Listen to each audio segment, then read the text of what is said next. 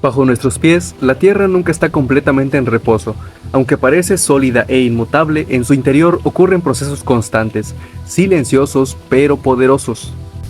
A lo largo de la historia, los sismos han demostrado ser una de las fuerzas más destructivas de la naturaleza. En cuestión de segundos, pueden cambiarlo todo. Pero, ¿de dónde vienen realmente? No todos los sismos son iguales. Los más intensos y frecuentes tienen un origen específico, uno que nace en lo profundo del planeta. Son los sismos de origen tectónico. La superficie de la Tierra está dividida en enormes bloques llamados placas tectónicas. Estas placas se mueven constantemente, aunque lo hacen tan lento que no lo percibimos. Flotan sobre una capa más blanda del manto y al desplazarse interactúan entre sí. Pero ese movimiento no es suave. Las placas chocan, se separan o se deslizan unas contra otras. Con el tiempo, la energía se acumula en las rocas hasta que ya no pueden soportarlo, y entonces ocurre la ruptura. La energía liberada se propaga en forma de ondas sísmicas, viajando en todas direcciones y sacudiendo la superficie. Eso es un sismo tectónico. Dependiendo de cómo interactúan las placas, los sismos pueden variar en intensidad.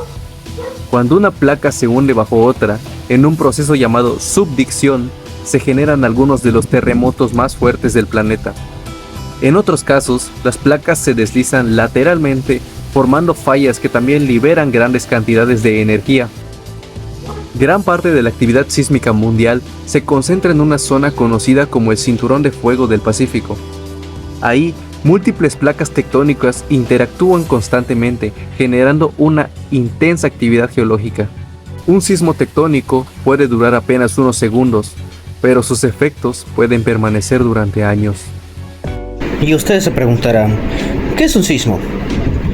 Un sismo, también conocido en algunos lados como terremoto, es la liberación repentina de energía acumulada en el interior de la Tierra. Esta energía se propaga de formas sísmicas, causando vibraciones en la superficie. Para entender mejor los sismos, debemos observar el manto interior, el interior de la Tierra. La Tierra está formado por varias capas. Las principales son la corteza, el manto y el núcleo. La corteza está fragmentada en placas tectónicas que flotan sobre el manto.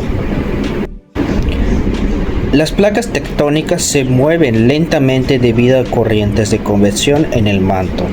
Estas placas pueden separarse, chocar o deslizarse entre sí, generando tensiones que eventualmente se liberan en forma de sismos modificando el manto terrestre.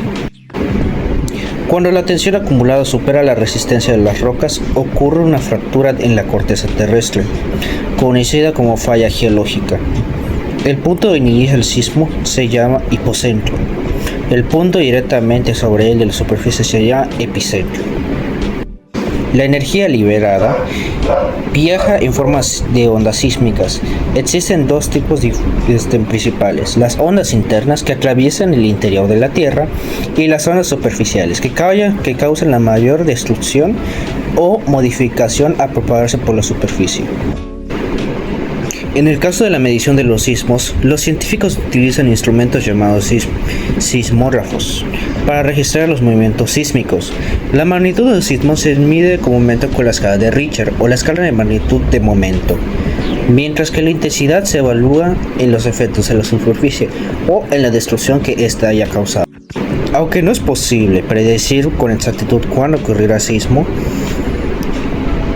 la ciencia ha permitido desarrollar normas de construcción más seguras y sistemas de alerta temprana que pueden salvar vidas, los cuales pueden decir hasta segundos antes, o incluso a veces en terrenos muy específicos, 1 minuto o minuto y 10 segundos antes. La prevención de un sismo. Ahora tengamos en cuenta que un sismo es un evento catastrófico que básicamente provoca derrumbe de edificios, carreteras destruidas y, en casos muy específicos como lo son el de Japón, la generación de tsunamis. Estos eventos como tal no son controlables porque básicamente son efectos naturales, los cuales están fuera de nuestros límites, y el impacto realmente no se define con base a la magnitud de un sismo, porque existen distintas maneras de la prevención de este. Para tener en cuenta, ¿cuál es lo que es la variable que genera el impacto de un sismo? En primera tenemos que dónde se encuentra el foco. El foco básicamente es el punto donde se genera el sismo, el punto donde choca las placas tectónicas, y cuando lo hace, esto genera ondas sísmicas. Estas ondas lo que provocan es básicamente que la tierra vibre con tal magnitud que básicamente pueda provocar el derrumbe de edificios cercanos al foco. Mientras más cercano esté, más fuerte serán las vibraciones que genera. En este caso tenemos que en la segunda capa fue creada el foco de este sismo, lo cual lo deja muy cerca de la corteza terrestre, que es básicamente donde está la mayoría de edificios. Ahora, ¿cómo se ven estos efectos? Básicamente tenemos el ejemplo de la construcción reciente del sismo en México de 2017.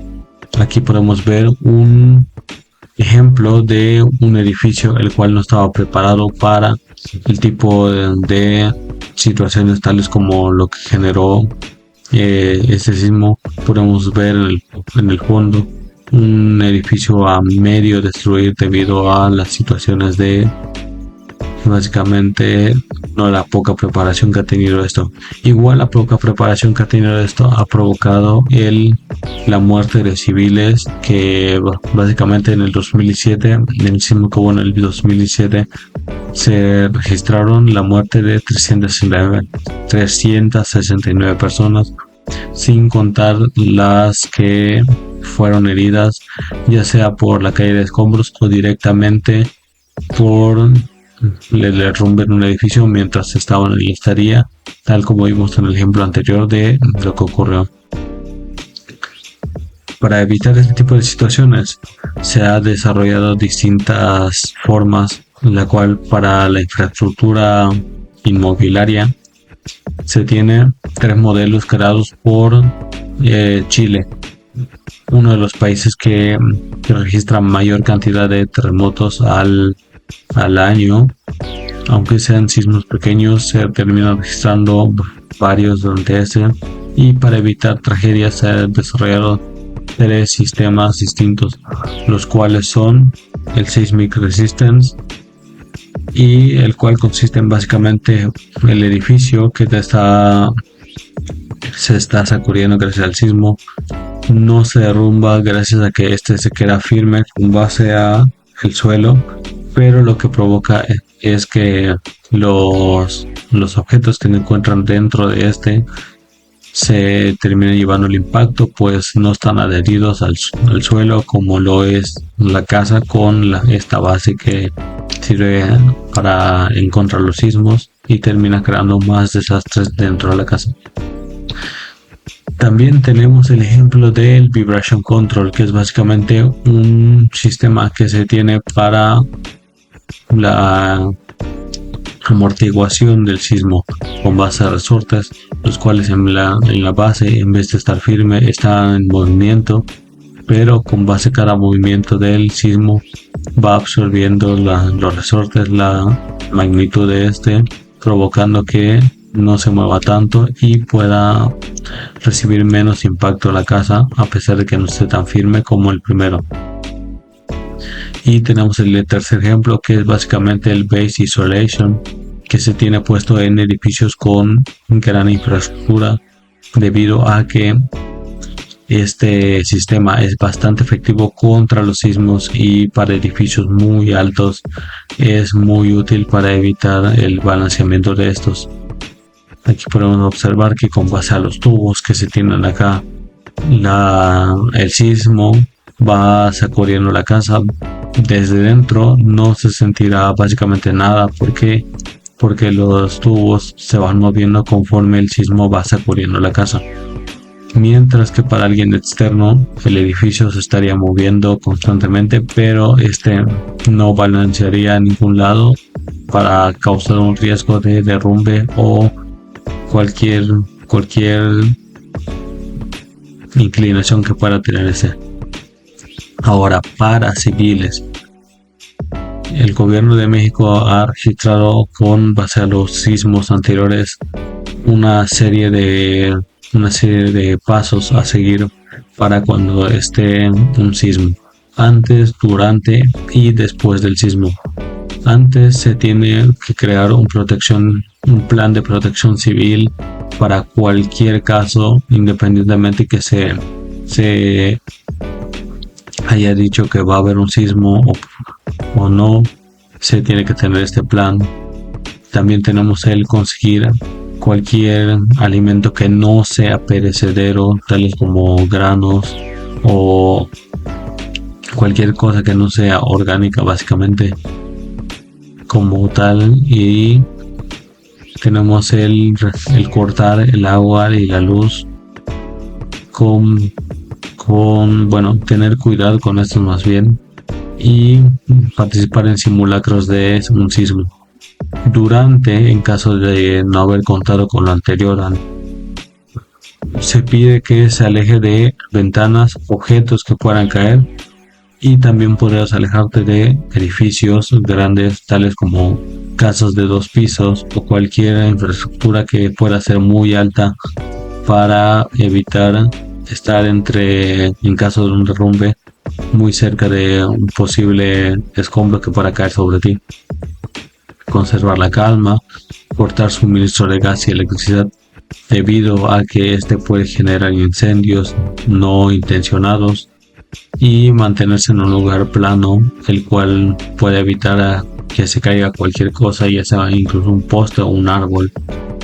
Y después del sismo se tiene el plan de revisar las condiciones de la casa en dado caso de haber continuado dentro de esta, no encender ningún cerillo o cualquier cosa que pueda generar una chispa, debido a que esto puede provocar un incendio o una explosión, porque puede haber gas en fuga de cualquier sitio, ya sea una tubería de gas o un propio tanque de este. Llamar a emergencias en caso de ser necesario y mantenerse informado de cualquier cosa que ya sea una posible ayuda para los necesitados, o que se esté pidiendo ayuda para buscar gente que quedó atrapada entre los escombros. Básicamente esto es un problema que es posible no es posible de evitar, pero las consecuencias son posibles de amortiguar y causar un menor impacto en la civilización.